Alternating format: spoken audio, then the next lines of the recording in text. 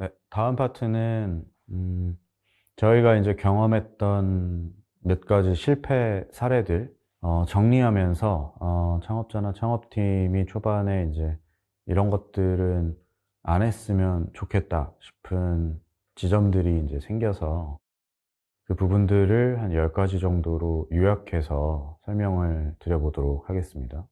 사실 스타트업들이 성공하는 거는 많은 사람들이 우스갯소리로 운칠기삼이다라고도 이야기를 많이 하지만 실제로도 운의 요소가 굉장히 많이 작용하는 것은 맞습니다.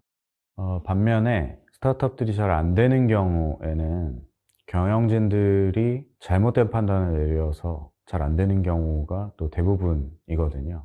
그래서 저희가 경험했던 이 두 가지의 실패 사례, 하나는 이제 교육용 게임을 개발하는 회사, 그리고 또 하나는 유아동 분야의 이커머스 서비스를 제공했던 회사, 저희가 옆에서 지켜보면서 느꼈던 점들을 정리를 해봤습니다. 사실 이사 같은 경우에는 저한테는 이제 투자자로서의 실패에 해당된다라고 볼 수 있습니다. 제가 전 직장이었던 스톤브리지에서 투자를 했던 교육용 게임 개발사였는데, 여기는 이제 통신사 출신 대표, 엔지니어 출신 대표 두 명이 공동대표제로 운영이 됐던 회사였고, 사실 게임을 출시하기 전에도 국내외 유수의 이제 투자사들로부터 투자 유치도 넉넉하게 당시 기준으로서는 받았었고, 또 굉장히 큰 게임 회사가 퍼블리싱 계약도 사전에 체결을 했었고, 또 특히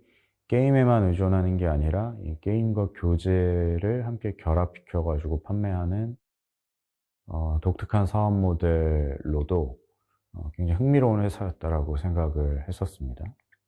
그 다음은 이제 Q사는 패스트트랙에서 만들었던 유아동 전문 전자상거래 서비스인데요. 이건 이제 컴퍼니 빌더로서의 실패에 해당된다라고 보실 수 있겠습니다. 여긴 사실 그룹폰 코리아의 초기 멤버들로, 초반 멤버들이 다 구성이 되어 있었고, 또 저희랑 같이 만들기도 했고, 또 삼성출판사라는 유아동 전문 큰 회사로부터 투자도 유치했었고, 저희가 처음에는 이제 의류로 시작을 했다가 전체 카테고리로 빠르게 확장도 했었습니다.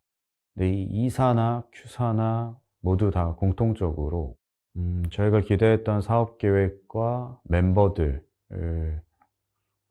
그럼에도 불구하고 결과적으로는 회사가 성공적인 어떤 결과물을 만들어내지는 못했다. 그래서 저희가 이제 실패했다라고 생각하는 케이스들인데요. 사실 요 이메일 내용을 정리한 섹션이라고 보시면 됩니다. 사실 이게 이제 2013년 7월 8일에 제가 패스트트랙 아시아에 저희가 만들었던 이제 당시 파트너 회사들의 경영진들한테 아주 긴 장문의 이메일을 써서 보냈었고, 그게 이 실패 사례를 통해서 저희가 배운 점들이라고 느껴진 부분들을 요약 정리했던 이메일이었습니다. 그 이메일 내용을 저희가 나중에는 이제 교육 자료로도 써야겠다라고 이제 생각을 해서 이걸 하나의 컨텐츠로 만들어서 이번 기회를 빌어서 이제 설명을 드리게 된 부분이고요. 일단 첫 번째는 현금 흐름의 중요성입니다. 굉장히 많은 스타트업들이 미래에 매출이 많이 발생할 것이다라는 기대를 바탕으로 지금 보유하고 있는 현재 현금 흐름을 소비를 하거든요. 뭐 이거 자체가 나쁘다기보다는 그게 과해서는 안 된다라는 부분입니다. 사실 이 현금 흐름이 한번 꼬이게 되면 퇴직금이나 해로 위로수당이나 원천세나 4대 보험 미납액 같은 것처럼 기존의 원래 회사를 정상적으로 운영했을 때에는 비용이라고 느껴지지 않았던 것들이 하나 둘씩 이제 수면 위로 드러나서 생각보다 내가 미지급한 돈이 많고 부채가 많구나라는 것을 이제 깨닫게 됩니다. 그래서 미래 매출을 담보로 현재 현금 흐름을 소비하는 게 모든 스타트업들이 성장을 위해 투자하는 관점에서는 당연히 해야 되는 일이지만, 그 정도가 너무 과해서는 안 된다라는 게 첫 번째고요. 특히 현금 흐름이 꼬이게 되면 굉장히 멘탈이 강한 것처럼 보였던 창업자들도 멘탈이 많이 흔들리게 됩니다. 그래서 최소한 주 1회 정도는 현금 잔고와 이 현금 잔고를 바탕으로 한 우리 회사의 런웨이를 반드시 체크해야 된다라고 볼 수 있겠습니다. 두 번째는 이 공동대표제에 대한 내용인데요. 공동대표제가 주는 장점보다는 단점이 조금 더 많다라고 생각을 합니다. 공동대표들이 실제로는 뭐 많이 싸우는 편인데요. 사실 공동대표들도 많이 싸우고 공동창업자들도 많이 싸웁니다. 근데 싸우는 것 자체는 나쁜 건 아니고, 전혀 나쁜 것은 아니고, 싸우는 거가 어떻게 보면 당연한 일이라고도 볼 수 있는데, 그것보다 더 중요한 문제는 싸운 후에라도 우리 회사가 어디로 가야 된다라는 결정이 내려져야 되는데, 공동대표는 기본적으로 둘 다 동의를 해야지만 회사의 어떤 중요한 의사결정이 내려지는 구조이기 때문에 이 공동대표 구조 하에서는 이 결정의 속도가 늦어질 가능성이 상당히 높습니다. 그리고 이건 사실 작은 스타트업들한테는 굉장히 치명적인 문제로 다가갈 수 있고요. 그래서 이제 공동대표제보다는 의사결정을 내리는 한 명의 대표 또는 불가피하게 공동대표제가 채택이 될 수밖에 없는 상황이라면 의사결정을 가장 빠르게 내릴 수 있는 프로토콜을 사전에 합의해 두는 게 필요하다고 볼 수 있습니다. 다음은 그 직원 채용에 대한 내용인데요.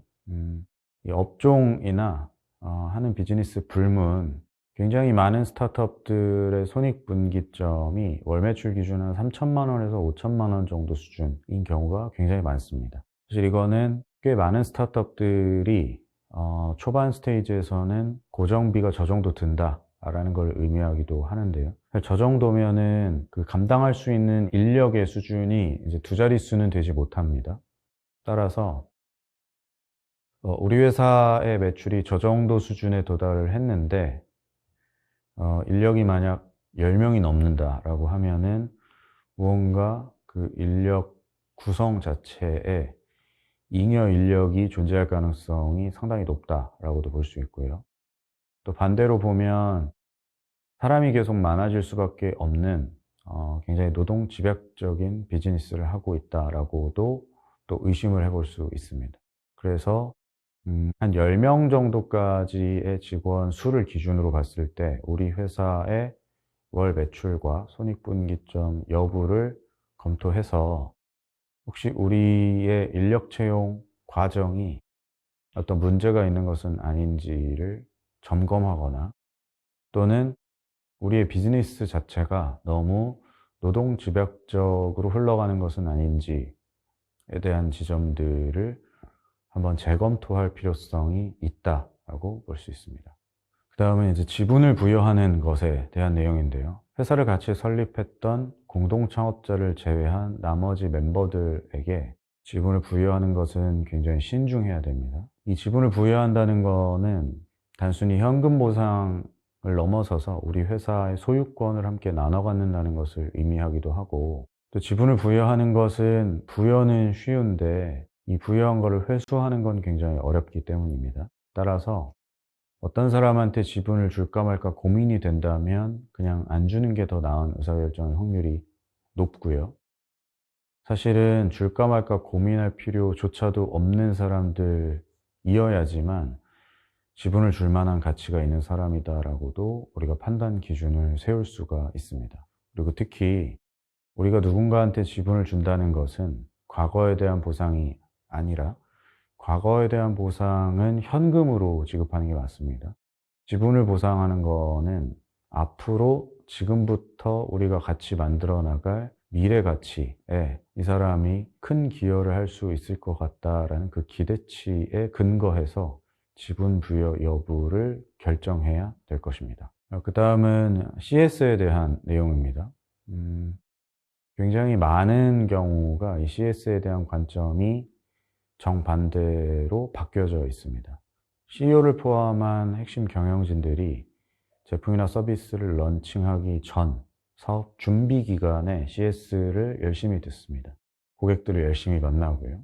그리고 오히려 런칭을 한 후에는 해야 될 일이 굉장히 많아진다라는 이유로 고객들의 목소리를 직접 듣는 그 횟수나 주기가 급격히 이제 줄어들게 되거든요. 이건 이제 뭔가 앞뒤가 바뀐 것이다라고 볼 수 있습니다. 우리가 사업을 준비하는 기간에는 우리의 꿈과 그림을 팔고 실제로 아직 제품과 서비스는 만들어지지도 않았기 때문에 우리가 만나는 고객들, 소비자들은 우리가 정확히 어떤 제품과 서비스를 런칭할지에 대한 이해도가 굉장히 낮은 상태에서 피드백을 듣게 됩니다. 반면에 서비스를 런칭한 후에, 제품을 런칭한 후에 우리 회사가 듣게 되는 피드백은 우리가 어떤 꿈과 그림을 갖고 있는 것과는 무관하게 그냥 현재 상태의 우리 제품과 서비스에 고객들이 만족하냐, 하지 않느냐, 그러니까 오히려 더 냉정하고 있는 그대로의 피드백을 들을 수 있는 기회가 이제 그때부터 열리게 되거든요. 따라서 CEO가 직접 소비자 목소리를 청취해야 되는 지점은 런칭 전이 아니라 런칭 후라는 점, 그리고 영원히 계속 듣기는 어렵겠지만 어떤 일정 기간 정도를 설정을 해두고 CS를 경영진이 주기적으로 직접 하는 것을 권장해 드립니다. 그 다음은 두 번째 판에 대한 내용인데요. 실제로 굉장히 많은 회사가 런칭하는 첫 번째 제품이나 서비스는 보통은 틀리거나 잘 안 되는 경우가 훨씬 많습니다. 근데 이제 여기서의 문제는 우리와 동일한 시장에 속해 있는 다른 경쟁사들은 다른 가설과 다른 솔루션으로 고객들을 많이 만족시키고 돈을 멀쩡히 잘 벌고 있는 곳들이 항상 있기 마련이거든요. 그러면 우리 입장에서는 첫 번째 시도는 틀릴 수도 있겠으나 시장의 제품과 서비스를 내놓고 고객들과 함께 뒹굴면서 우리가 듣게 되는 다양한 피드백들을 바탕으로 내놓은 이 두 번째 판에서는 지게 되면 절대 안 된다라는 겁니다. 이건 사실 첫 번째 가설에 대해서 모든 시장 참가자들이 1타수 1안타를 치는 게 굉장히 어렵다는 거는 누구나 다 인지하고 있지만 타석에 3번이나 4번을 들어섰는데도 불구하고 안타를 쳐내지 못하는 거는 우리 팀의 역량 부족을 그대로 드러내는 것과 다르지 않기 때문에 철저하게 두세 번째 시도에서는 시장에서의 경험을 통해서 성공할 수 있는 플랜 B를 반드시 만들어내야 된다라고 볼 수 있습니다. 그 다음은 문화에 대한 내용입니다. 보통은 이제 좀 경직되고 큰 회사에서 나와서 이제 스타트업을 창업하는 사람들의 경우에는 어떤 아이템이라기보다는 어떠한 문화를 갖고 있는 회사를 만들고자 하는 그런 열정이 넘치시는 분들이 종종 있습니다. 근데 그 어떤 임직원도 굉장히 수평적인 문화를 갖고 있는데 다음 달, 다다음 달 월급이 나오지 않는 회사에 남아있는 사람은 단 한 명도 없을 것이기 때문에요. 초반에는 우리 회사가 탑다운으로 이러한 문화를 가졌으면 좋겠다라는 거를 너무 강하게 내세우거나 거기에 힘쓰기보다는 그냥 가장 실질적인 우리 회사의 성과를 만들어내는 데만 집중을 하고 초점을 맞추고 또 그러한 성과를 더 좋은 성과로 이어나가는 그 과정에서 남아있는 사람들, 남아있는 구성원들 사이의 어떤 분위기나 공기가 자연스럽게 그 회사의 어떤 문화로 형성되는 것이 훨씬 더 자연스러운 방향이다 라고 볼 수 있습니다. 그 다음은 위임에 대한 내용인데요. 그 스타트업 CEO가 해야 되는 역할은 이렇게 조직도를 그리고 누군가를 이렇게 데리고 와서 그 사람한테 어떤 역할을 딱 이렇게 위임하는 것이 아니라는 점입니다. 예를 들면 내가 마케팅은 잘 모르니까 마케팅 잘하는 사람을 데려와서 나는 그 사람한테 마케팅을 맡겨야겠다 라는 발상이 초기 스타트업에서는 전혀 워킹하지 않는 발상입니다. 반대로 얘기해 보면 마케팅에 굉장히 능한 사람이 마케팅을 모르는 CEO 밑에서 마케팅에 대한 일을 왜 해야 되느냐 라는 점을 한번 반문해 보면 이 발상이 왜 말이 안 되는지를 우리가 바로 느낄 수 있고요. 초기 스타트업들에서는 내가 해당 업무를 충분히 잘하고 있다라고 느껴질 때, 내가 이미 A to Z를 다 파악하고 알고 있다고 느껴지는 그런 종류의 업무들을 누군가를 뽑아서 그럴 때야 비로소 위임이라는 거를 할 만한 타이밍이 된 것이다라고 볼 수 있습니다. 물론 회사가 훨씬 더 커지게 되면 이 위임에 대한 개념이 또 한 차원 더 달라져야 될 필요성도 있겠습니다만, 적어도 초기 스타트업에서는 내가 못하거나 안 해본 것을 누군가를 뽑아서 위임하는 일은 있어서는 안 된다라고 볼 수 있습니다. 그 다음은 현장형 인재에 대한 내용입니다. 사실 초기 스타트업에서 필요한 사람은 의사결정을 내려주는 의사결정자, 그리고 팔만한 제품과 서비스를 만드는 사람, 그리고 이 만들어진 제품이나 서비스를 파는 사람, 이 세 가지 종류의 사람들만이 필요합니다. 그래서 소위 전략기획류처럼 결정을 내리지도 않고 제품이나 서비스를 만들지도 않고 그러한 제품이나 서비스를 팔지도 않는 사람들은 초창기에 필요한 사람들이 아니다라고 볼 수 있습니다.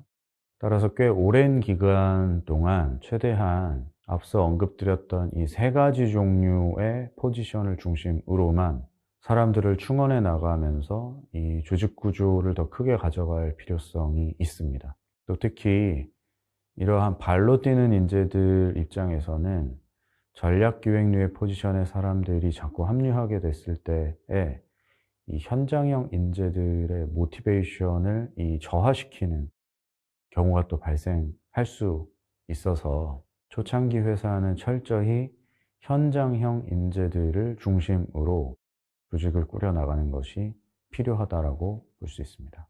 다음에 이제 투자자와의 커뮤니케이션에 대한 내용인데요. 투자자들이랑은 자주 편하게 이야기할수록 좋습니다만 그 대화의 주제는 좋은 소식은 아니어야 됩니다. 투자자와 제일 빠르게 공유해야 되는 거는 우리 회사의 문제, 우리 회사에 일어난 나쁜 소식들을 더 빠르게 공유해야 됩니다.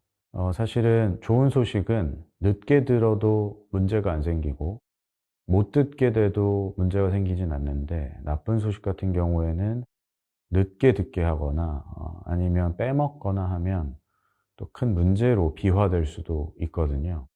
그리고 사실 투자자들 입장에서도 이러한 소식들을 듣게 되는 이유가 무언가 다른 이슈를 제기 위함이라기보다는 내용을 알면 같이 해결책을 찾고 도움을 줄 만한 요소들을 더 많이 레버리지 할 수 있기 때문입니다. 그래서 투자자와의 커뮤니케이션은 최대한 자주 하는 게 중요한데, 이 자주 하는 그 재료 자체는 좋은 소식보다는 우리 회사의 문제나 안 좋은 소식들을 중심으로 공유를 하는 게 더 낫다라고 볼 수 있습니다.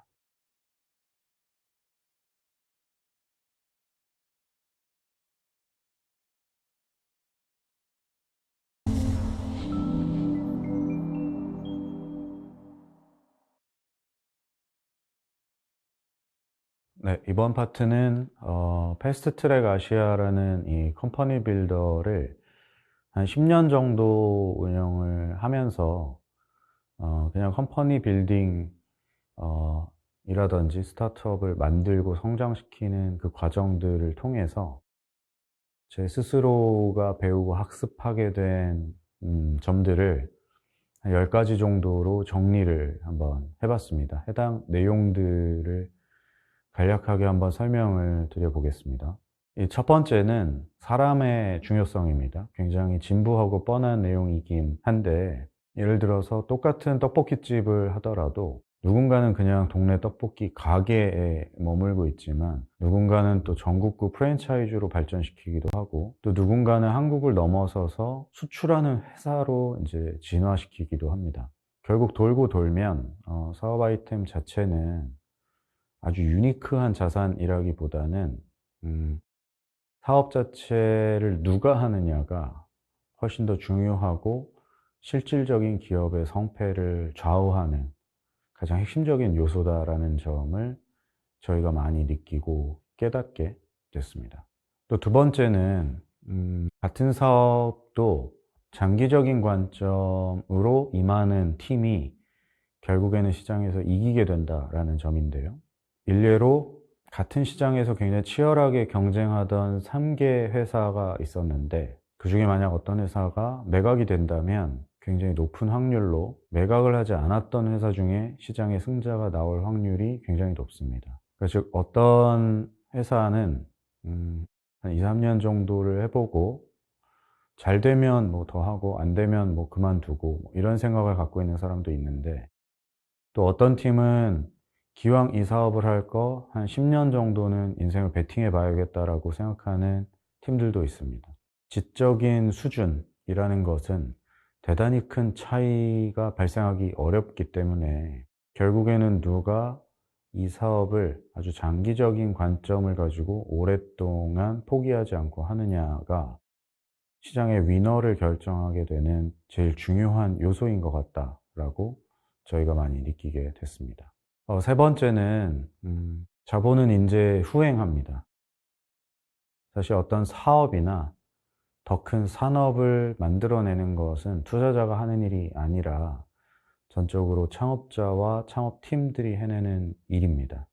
투자자로 일을 하다가 창업자 역할을 하게 됐기 때문에 이런 백그라운드를 갖고 있는 사람들이 되게 많이 하는 일 중에 하나가, 실제는 오퍼레이션에 대한 이해나 경험은 부족한 상태에서 그림을 그린다라는 이 문구와 함께 되게 하이 레벨에서 이런저런 구상을 이야기만 하는 경우가 굉장히 많거든요. 결국 거기에는 디테일과 실행이 빠져 있고, 그림은 누구나 다 그릴 수 있지만 그걸 실질적인 결과로 만들어내는 것은 창업자이고, 따라서 저희는 항상 자본이 인재에 후행할 수밖에 없구나라는 사실을 지속적으로 확인하고 또 깨닫고 있습니다. 네 번째는 이 개인의 퍼스널리티라는 게 우리가 생각했던 것보다 훨씬 더 중요하다라는 점인데요.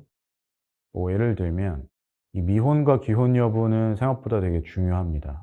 단순히 뭐 쓸 수 있는 시간의 양의 차이가 난다라기보다는 어떤 특정 개인의 인생에서 결혼같이 굉장히 큰 이벤트를 겪게 되면 그 사람들의 가치관 자체가 굉장히 큰 폭으로 바뀌기 때문입니다. 즉, 이 사업을 하는 이 사람들은 기계가 아니기 때문에 이 각각의 사람들이 겪게 되는 일신상의 변화나 결혼 같은 인생의 큰 이벤트들은 사실 우리 생각보다 훨씬 더 중요하고, 따라서 우리가 그러한 지점들을 굉장히 세심하고 디테일까지 잘 챙기고 고려하는 것이 사업의 성패에 생각보다 더 큰 영향을 미치더라라는 점을 저희가 깨닫게 됐습니다.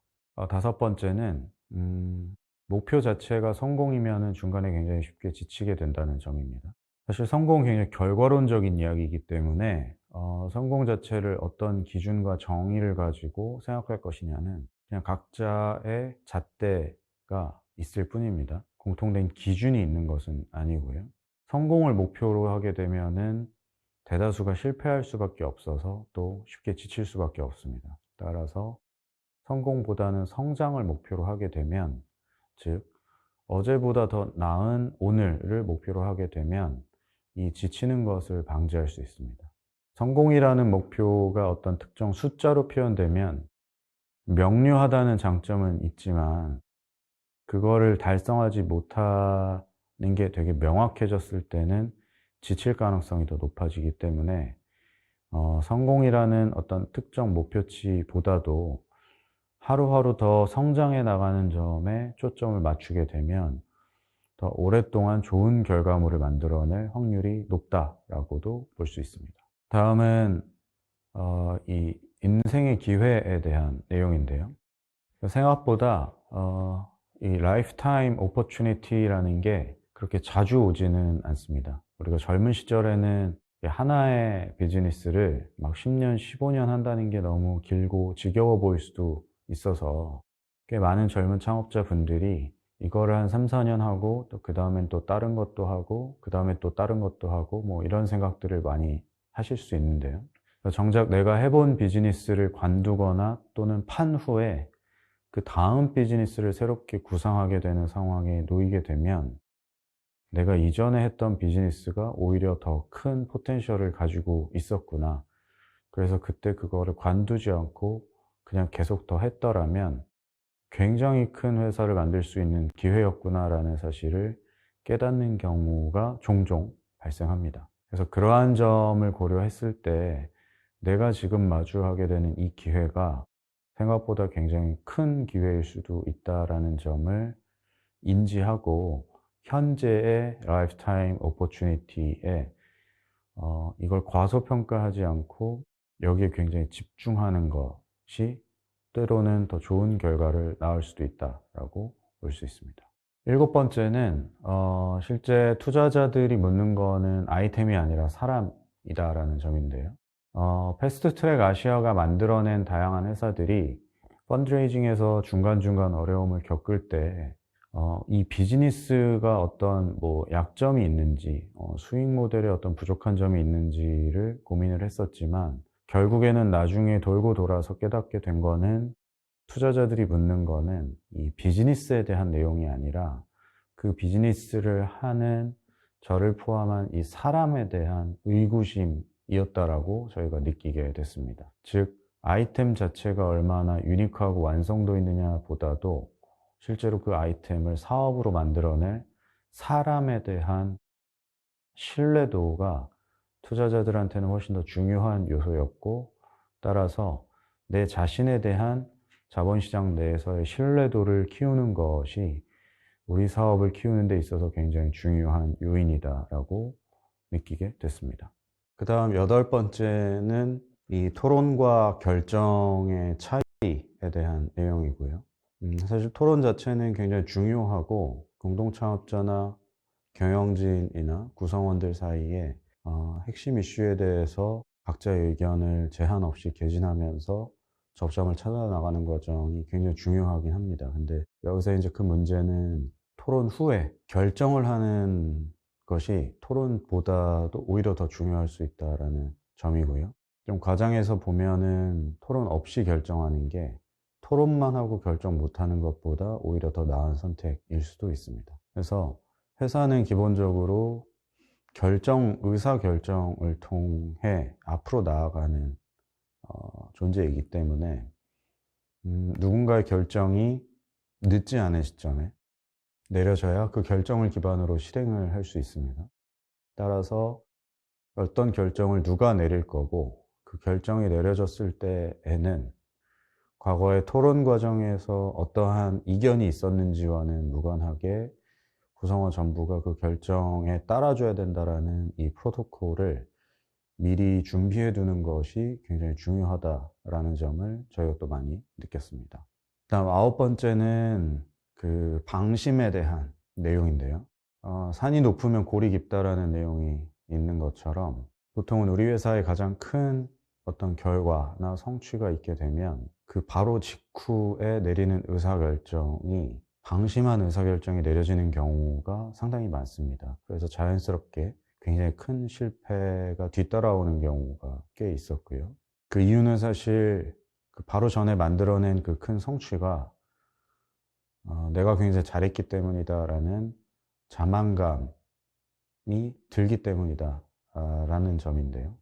사실 어떤 비즈니스를 얼마나 오래 했건 무관하게 시장은 계속 변화하고 고객은 계속 생각이 바뀌기 때문에 내가 좀 안다라고 생각하는 그 순간이 이 사업가한테는 암적인 존재라고도 볼 수 있습니다. 그래서 어떻게 보면 내가 아무것도 몰랐던 그 시점, 즉 고객이나 시장에 대해서 그 어떤 편견이나 선입견 없이 바라볼 수 있는 그 시점으로 내 자신을 항상 리프레시할 수 있는 그 방법과 준비를 해두는 것이 중간중간마다 필연적으로 따라올 수밖에 없는 이 방심이라는 요소를 제거할 수 있는 굉장히 중요한 요소다라고 생각합니다. 마지막으로는 이 에너지 레벨에 대한 내용인데요. 이 같은 사업도 누가 하느냐에 따라 다른데 그 누군가가 50% 에너지 레벨로 하느냐, 100% 에너지 레벨로 하느냐도 또 엄청난 차이를 만들어냅니다.